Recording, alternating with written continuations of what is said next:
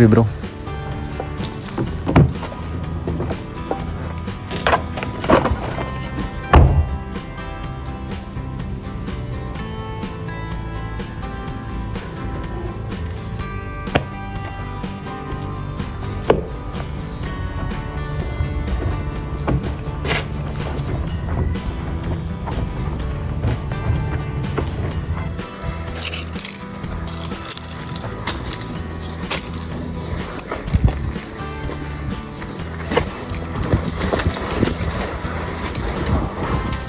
Yeah, now it's better.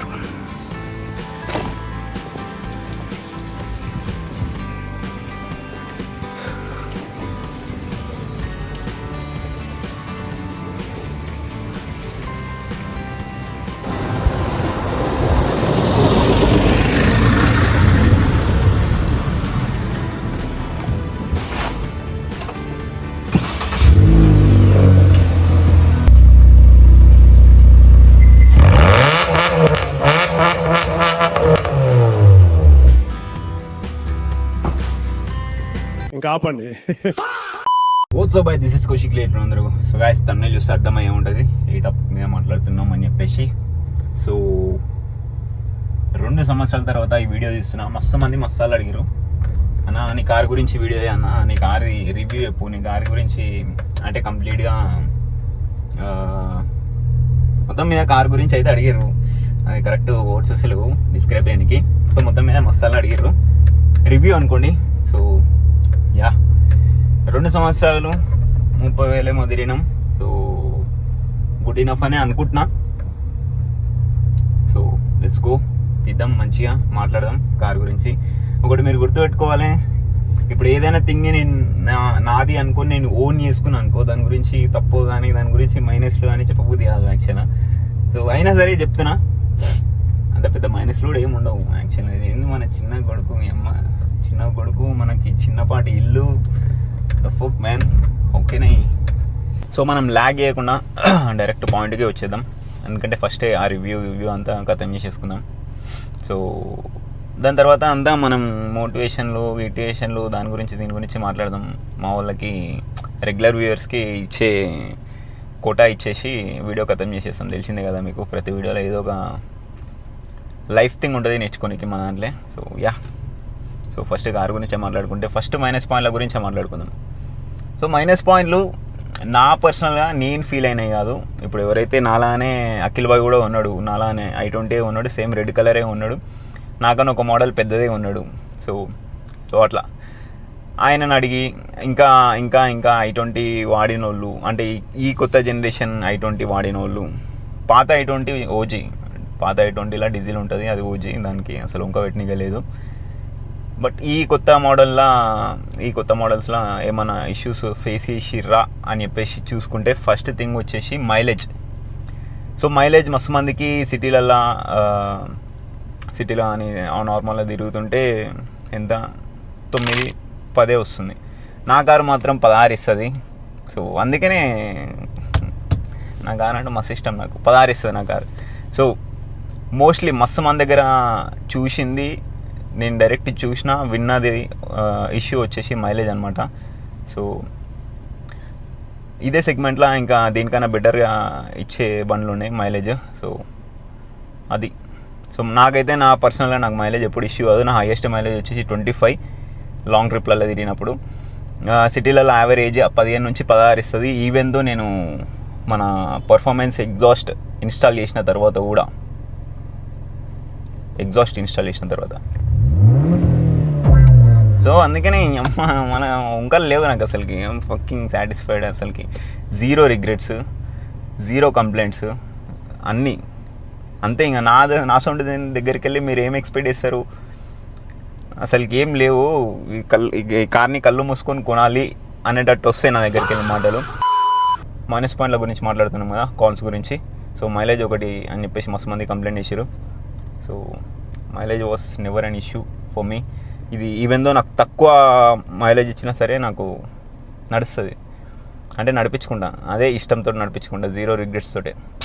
So guys, second minus point వచ్చేసి safety rating అనమాట. Safety rating ఇది 3 star rating overall 3.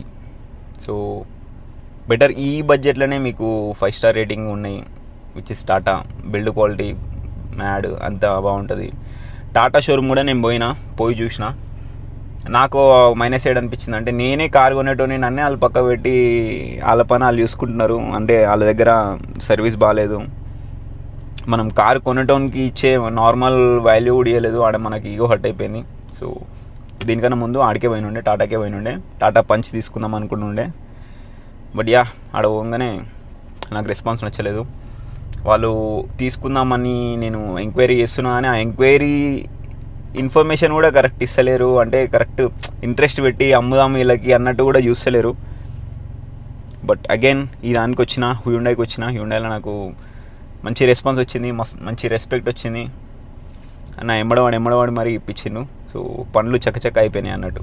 So అది కూడా. So safety పరంగా చూసుకుంటే ఇదే బడ్జెట్లో మీకు 5 స్టార్ రేటింగ్ కార్లు ఉన్నాయి. So better. మీరు కూడా మీ పర్సనల్గా మీరు కూడా పోయి చెక్ చేసుకొని రండి.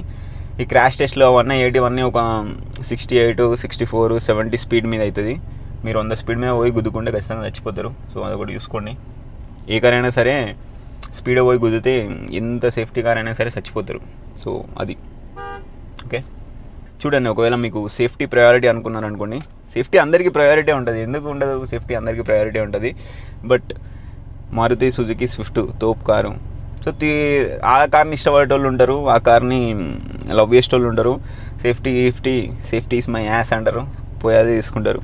సో అట్లా ఏ కార్ నచ్చితే ఆ కార్ తీసుకుంటారు. ఏ కార్కి ఎంత సేఫ్టీ ఉన్నా సరే ఒక సర్టెన్ స్పీడ్లో పోయి గుద్దితే చచ్చిపోతారు. ఏ మనిషి అయినా చచ్చిపోతారు. ఏది సేఫ్ కాదు. గట్టిగా ఉంది నా కారు, ఏదైనా పోయి నేను జేసీబీ కింద పడతా, నేను రోడ్లో కిందకి వెళ్ళిపోయినా నాకేం కాదు అంటే కష్టం కదా. So that's number 2 minus point. So we are at the gym right now. So ఎన్ని మైనస్ పాయింట్లు చెప్పినాం? 1, 2.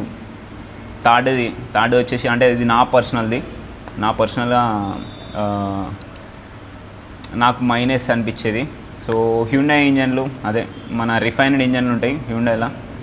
సో దానివల్ల మనకి మోడిఫికేషన్లు వేసుకోనికి కొంచెం ఇబ్బంది అవుతుంటుంది. మనది కనుక టర్బో ఇంజన్ అయి ఉంటే మనం మొత్తం రాకెట్ వేసేటోళ్ళం, మొత్తం మోడిఫికేషన్లు అన్నీ వేసి కిరాకి వేసేటోళ్ళం. సో అంతే, కొంచెం ట్యూనింగ్ వేసుకోనికి దానికి వేసుకోనికి దమ్దమ్ము, అది నాకు ఒక మైనస్ అనిపించింది. గాయ్స్, 4th మైనస్ పాయింట్ వచ్చేసి, సో ఇది నేను అఖిల్ బాయ్ దగ్గరికి వెళ్ళి తీసుకున్న పర్సనల్గా. అతను కూడా మస్తు నెలల నుంచి నడుపుతున్నాడు సేమ్ కారు, సేమ్ అది. సో ఒక 120, 130, 140 స్పీడ్ హై స్పీడ్లో క్రూజ్ చేస్తున్నప్పుడు కొంచెం సేఫ్ అనిపించదు. భయం అని కూడా కాదు, కొంచెం అవుట్ ఆఫ్ హ్యాండ్స్ పోతుందేమో అన్నట్టు అనిపిస్తుంది అని చెప్పేసి చెప్పిండు అనమాట. సో వాటినే అనిపిస్తుంది. ఈ సెగ్మెంట్ హ్యాచ్ బ్యాక్ సెగ్మెంట్ చిన్నగా ఉంటుంది, లైట్ ఉంటుంది. వేరే కార్లతోటి, దీనికన్నా హయ్యర్ సెగ్మెంట్ కార్లతోటి కంపేర్ చేసుకుంటే వేరే బండి నడిపి ఈ బండి అదే స్పీడ్లో నడిపితే కొంచెం తేడా తెలుస్తుంది. అంటే మనం ఆ స్పీడ్ ఏదైతుందో మనం ఫీల్ అవుతాము. యాక్చువల్గా ఈ హ్యాచ్ బ్యాక్ సెగ్మెంట్ అన్నా అంతకన్నా చిన్న కార్లల్లో ఏమైందంటే స్పీడ్ పోతుంటే ఆ స్పీడ్ని మనం ఫీల్ అవుతుంటాం. అదే ఇంకొంచెం పెద్ద కార్లు, ఇంకొంచెం పెద్ద సెగ్మెంట్లు, పెద్ద ఎస్యూవీలు నడిపినప్పుడు మనకి ఆ ఫీల్ తెలియదు. సో అది 100 పైనకి వెళ్ళి ఈ కార్ని తీసుకోయి గుద్దినా, ఎస్యూవీని తీసుకోయి గుద్దినా, ఏదైనా తీసుకొని గుద్దినా చచ్చిపోతాం, అది వేరు. సో అది అంతే. ఇక నేను ఏమంటున్నా అర్థమైందా? పాయింట్ కన్వే అయితే కామెంట్ చేసి చెప్పండి, కన్వే కాకపోతే లైక్ చేయండి. చూపేంట్రా. సో గాయ్స్, అంతే అనమాట మైనస్ పాయింట్. అంతకన్నా నేను ఎక్కువ చెప్పలేను.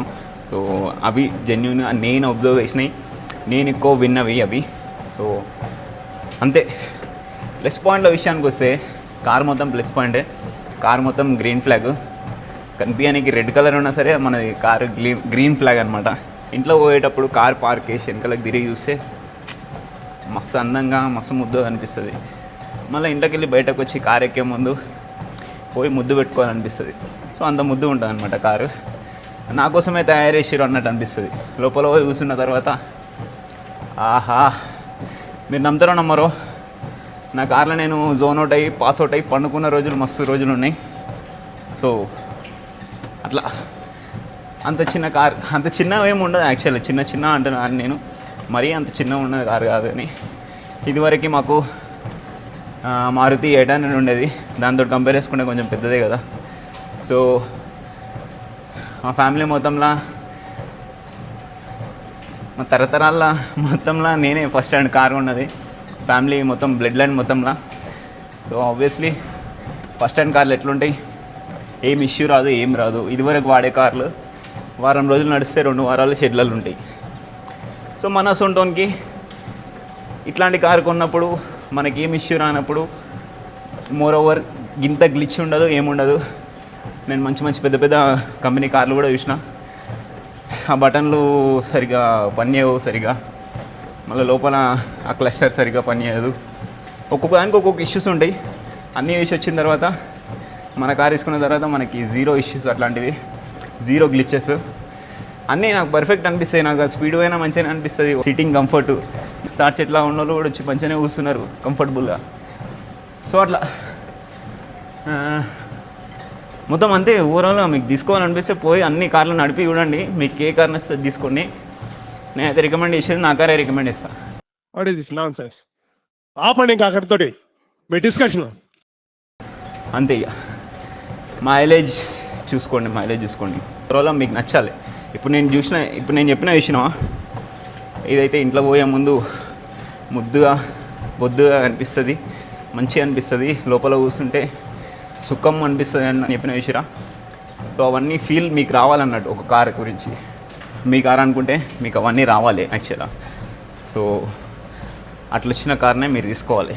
సో అది ఆబ్వియస్లీ పైసలు ఎక్కువ ఉంటే అన్ని కార్లలో వస్తాయి అట్లనే, బట్ తక్కువ పైసలలో మీకు ఇట్లాంటి ఫీల్ వస్తే good to go. So guys, ఇప్పుడు కొంచెం మోటివేటింగ్గా ఫ్యాక్ట్లు మాట్లాడుకుందాం.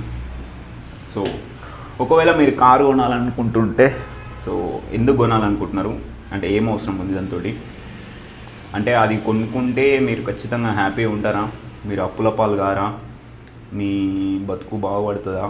సో అట్లాంటి క్వశ్చన్స్ మీకు మీరే కొన్ని వేసుకోవాలన్నమాట.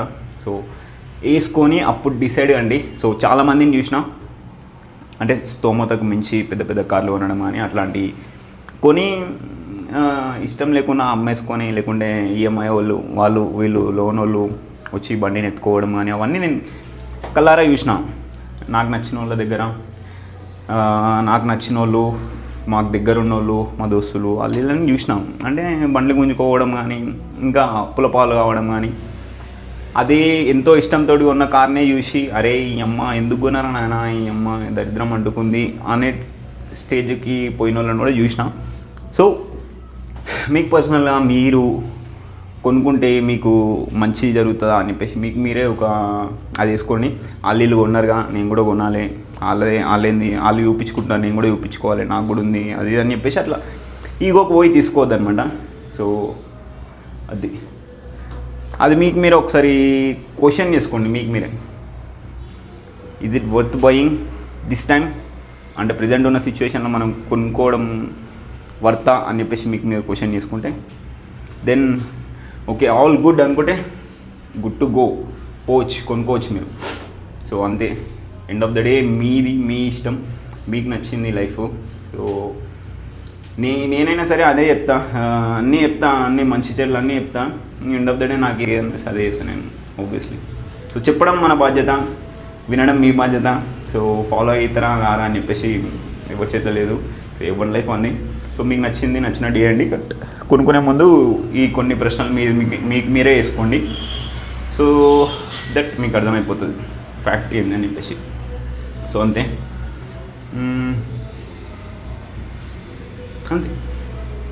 మావాడు ఉన్నాడు వీడు, అట్లుంటుంది. కానీ చూపు మేరాలా పెట్టుకుంటాం ఇప్పుడు.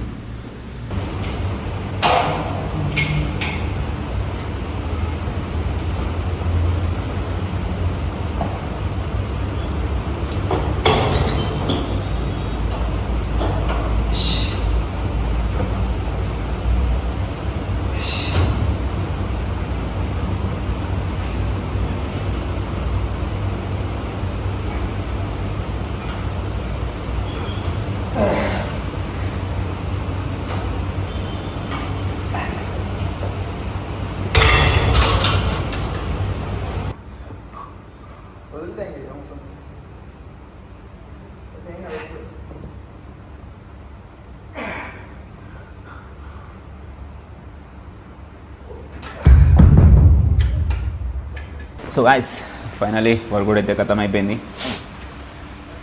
స్కూ సో పోస్ట్ వర్కౌట్లో మనం క్రియాటిన్ తీసుకుంటున్నాం, which is obviously from MB Creamp. Flavour కూడా మీకు ఆల్రెడీ తెలుసు, watermelon flavour. So creatine గురించి మస్తు మంది నాకు అడిగే నార్మల్గా మా క్లయింట్స్ దగ్గరికి వెళ్ళి కానీ నా కొంతమంది ఫాలోవర్స్ దగ్గరికి వెళ్ళి వచ్చే డౌట్ ఏంటంటే ఈ లోడింగ్ ఫేస్, ఈ మెయింటెనెన్స్ ఫేస్ నిజంగా వర్క్ అవుతుందా, నిజంగా వర్తేనా అని చెప్పేసి అడుగుతుంటారు అనమాట. సో అవుతుంది, డబ్బు అయిపోతుంది.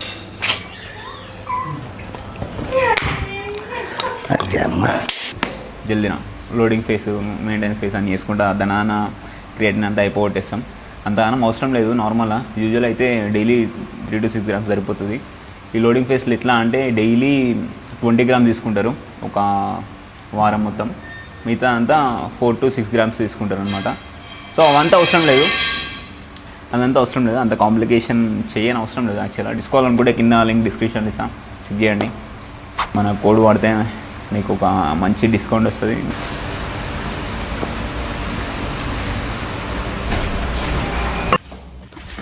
సో మన పోస్ట్ వర్కౌట్ మెయిల్ వచ్చేసి ఎగ్ దోశ గాయస్. సి సో ఇది నా సెకండ్ అటెంప్ట్. చూసిరా ఎట్లా వచ్చిందో మొత్తం ప్రో.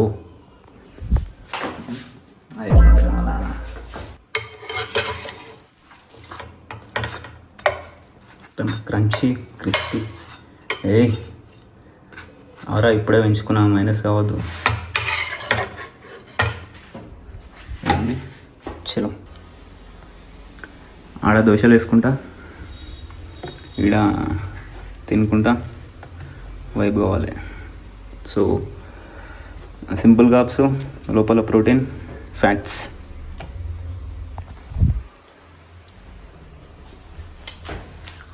బా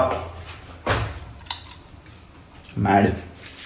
వీడియో ఎట్లా అనిపించిందో కామెంట్ చేసి చెప్పండి. వీడియో నచ్చితే లైక్ చేయండి, మీ ఫ్రెండ్స్ షేర్ చేయండి.